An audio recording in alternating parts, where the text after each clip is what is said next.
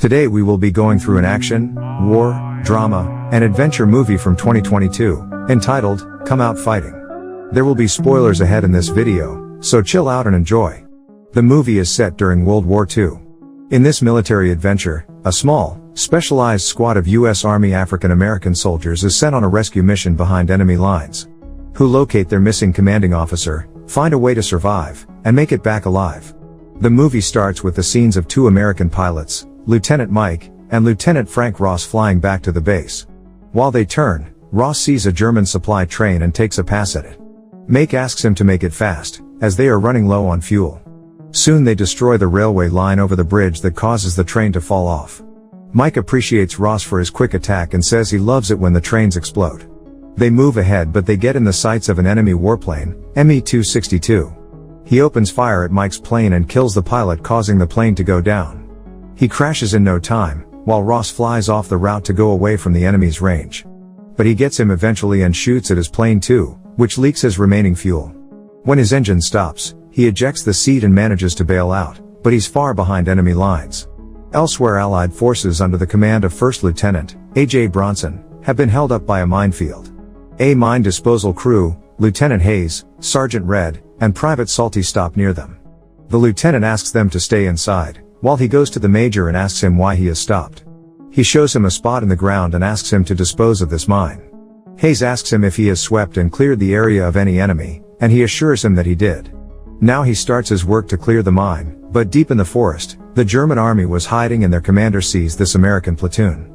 He orders his men to get immediately ready to attack the Americans.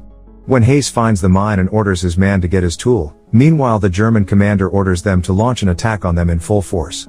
All the men of the American military take shelter, while Lieutenant Hayes lies on the mine. Meanwhile he indicates the presence of the attackers from there. Everyone gets ready after understanding his signs and prepares to retaliate. They charged on the Germans immediately with their bombs and mortars too. They strategically attack in their trenches, which causes them to flee the posts. While the American soldiers were outside, attack the fleeing German soldiers.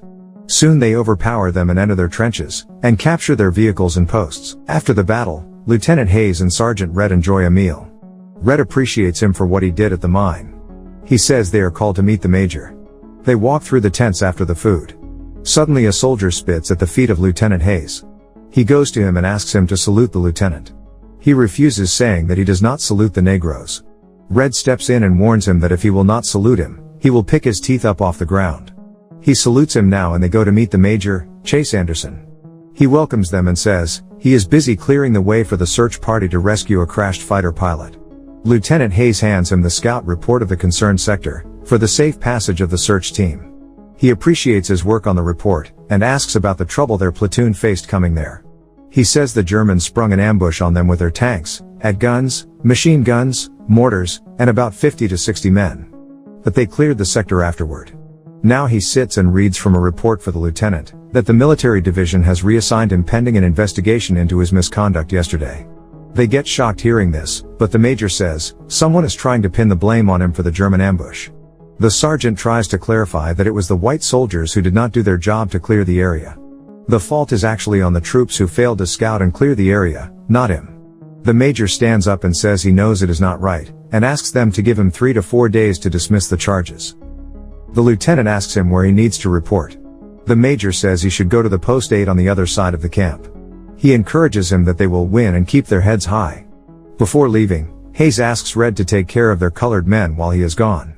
He is ordered to join a team going to the other side. When he joins the convoy, the same soldier again spits, calling his name. Angry Hayes turns to him but is stopped by a captain. He asks him to be nice to his white men, as he was already troubling his men. He says their place is in the back of the convoys, not leading. Hayes could not say anything and saluted him to get away from the situation. While on the way, they stop somewhere in the forest to understand the area. Hayes says he knows the area and he can help, but the captain rejects him due to his racist inclination. He orders his man to get the radio to ask them where they are. When they try to connect their base through the radios, they get intercepted by the Germans, who note their location.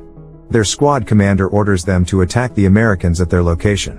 While the convoy was figuring out its way out, and the captain couldn't hear German armor pulling up in front of them, suddenly the German squad appeared and started firing on them. Their tank man blows their front vehicle with the launcher, while the others attack the remaining convoy. Hayes goes to the radio and informs his base about this ambush. Red, on the base, hears this and rushes to the major to tell him about the ambush. When he asks him to send a rescue team, he rejects him, saying that he is a smart man, he will find his way out. And he cannot send the team, as they are there to capture the city, not to rescue the parties. While in the forest, he gets hold of the machine gun and fires back at the Germans. This buys him enough time to run from there. He escapes into the woods and runs into Lieutenant Ross. He saves him from the Germans and says that it is lucky that he was around. He asks him if he is the missing pilot. He says it is right, he is the pilot who used to fly the planes before he was shot down. Hayes says he is the one that is going to rescue him. He cracks a joke at him, saying that he was doing just fine, until he brought the whole German army on top of him. He asks Hayes to use the radio and call the reinforcements. Hayes makes him realize that no one is coming to save them, as half of the Germans are in between them and the base. They leave that place and go inside the forest. Ross keeps asking the questions to him and ordering him to return to the forest. He assures him to take him to the base, but Ross keeps arguing with him. Hayes gets upset with him, and says he does not want to accept the orders that are willfully getting him killed. While in the base, Red gathers his men and informs them about the orders of the major. He says they cannot leave Hayes behind the enemy lines too, so they decide to prepare a rescue squad on their own. Red and Salty go to a tank driver, Sergeant Warren, who offers himself to help them, as he was also ready to cross the orders. He shows them his heavy tank, Alamo. They come back to the mail room and spread a map. They decide to leave at night and take a certain route and sector to reach the concerned area. All the black soldiers pledge to make the successive move and take pride in it. The male sergeant, Thomas, goes to the major and tells them the sentiments of all the black soldiers about Hayes. He says he is not happy either. Major Anderson wants to send a party looking for Hayes, but headquarters has different priorities, so he can't do anything, until it's pointed out the missing white pilot is somewhere in the same sector. He gets some papers ready in that way and heads to meet the general. He gets there and tells him the situation of his camp. He readily signs the papers when the general introduces himself to him. After the permission of the operation, the major heads straight back to the base. He catches the male sergeant counting some black soldiers and suspects something. He reaches Sergeant Red and finds him getting his men ready to go on the rescue mission. He stops him, saying that this mission is unauthorized, so he will not let him go. But Red insists on going to save his fellow black officer. When he says he does not care for his promotion or battlefield commissions, the major surprises him by giving him the official authorization of the operation, a special courtesy of the general for the mission. He gets amazed at this news and thanks the major. He gives him 24 hours to get Hayes and the pilot back. They get on their vehicles and off to the sector. While in the forest, Hayes finds Ross going into the minefield. He stops him while he works to clear the area. On the other hand, Red and Sergeant Warren have taken their team to the doors of the German settlement. They surround them covertly and suddenly appear from the trees. Red's team attack them from the other side of the regiment. They leave no risk to let anyone live there.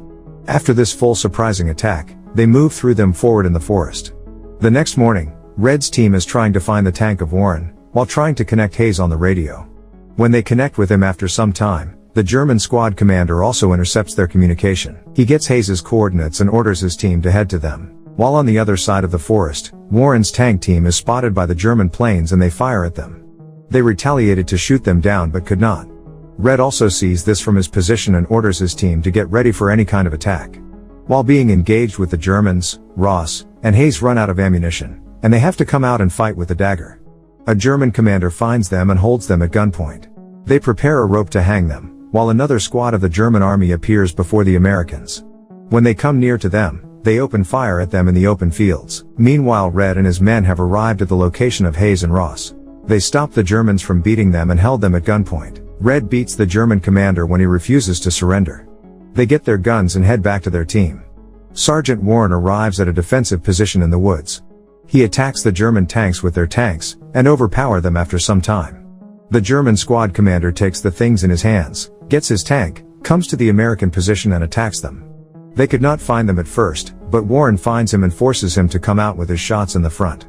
He drives forward to destroy the German indestructible tank. At the same time, a pair of American fighter planes appear in the sky that destroy the German tank in their first move. They all enjoy this moment of victory. The movie ends when the general congratulates the first American Negro tankers. He appreciates them, saying that they are the best in his army. He salutes them for their bravery. Hayes comes to Sergeant Warren and thanks him for being in his rescue team. Thank you for watching. Please subscribe recap in minutes for more videos like this, and help the channel grow.